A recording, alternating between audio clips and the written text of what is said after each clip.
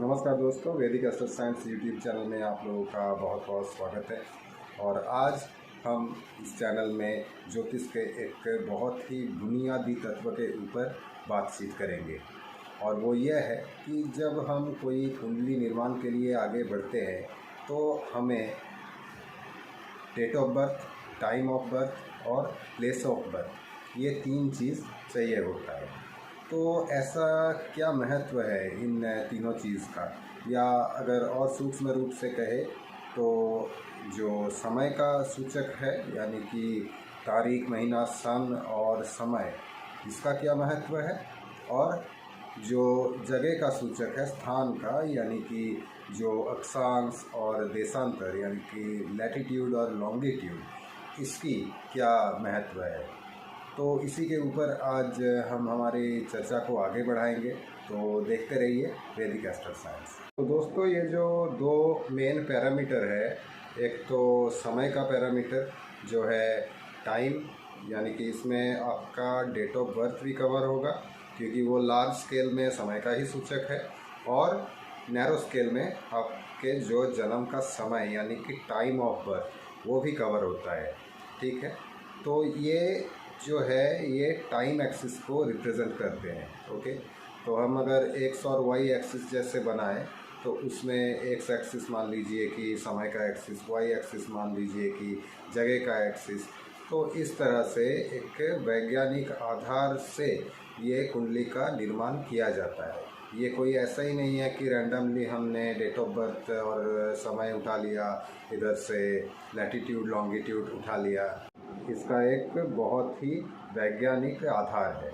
तो जो लैटिट्यूड और लॉन्गिट्यूड लिया जाता है वो डिनोट करती है स्पेस को। ओके, तो जो भी कोई इवेंट होती है वो हमेशा टाइम स्पेस कॉन्टिन्यूम में होती है। और जो नेटिव के लाइफ का अगर आप प्रेडिक्शन करने जाए तो वहाँ पर भी एक जो दशा का पैटर्न होता है वो सब टाइम स्केल को रिप्रेजेंट करती है। ठीक है, तो कब होगा और कहाँ पे होगा, ऐसे सवालों के जो उत्तर है तो उसका बीज भी टाइम एंड स्पेस कॉन्टिन्यूम में छिपा हुआ होता है। तो अगर आप एसोटेरिक सेंस से देखें तो जो काल, महाकाल या काली जिसको हम कहते हैं वो समय के ही डेटी है। ओके, और जो तारा हम जिसे कहते हैं दशवीर महाविद्या में आप काली, तारा, भुवनेश्वरी, मातंगी, ये सब नाम सुने होंगे। तो वहाँ पे जो तारा देवी की, देवी शक्ति की जो रूप है वो स्पेस को दर्शाती है या आकाश तत्व को दर्शाती है।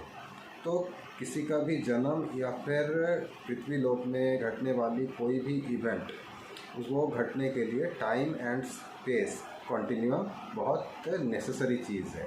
तो इसीलिए ज्योतिष में हम जब भी कोई कुंडली का निर्माण करने जाते हैं उसके लिए टाइम एंड स्पेस कॉन्टिन्यूम, इस चीज़ को कवर करने के लिए हम date of birth, time of birth और place of birth, space of birth यानी कि उसका जो अक्षांश और देशांतर है उसको हम बुनियादी डेटा के रूप में ले रहे हैं।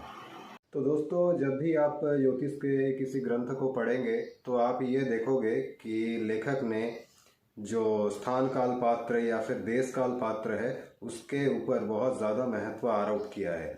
इसका कारण कुछ और नहीं है, ये इसका कारण सिर्फ यही कि हम ज्योतिष के जो प्रश्न है उसको टाइम और स्पेस कॉन्टिन्यूम में देख सके, और जो जातक के जीवन का या फिर जो प्रश्न कुंडली है उसके उत्तर के लिए जो हमारे ज्योतिषीय सिद्धांत है उसको एक टाइम लाइन प्रोजेक्शन में हम लगा सके और किसी भी प्रश्न का उत्तर एक्यूरेसी से निर्णय कर सके।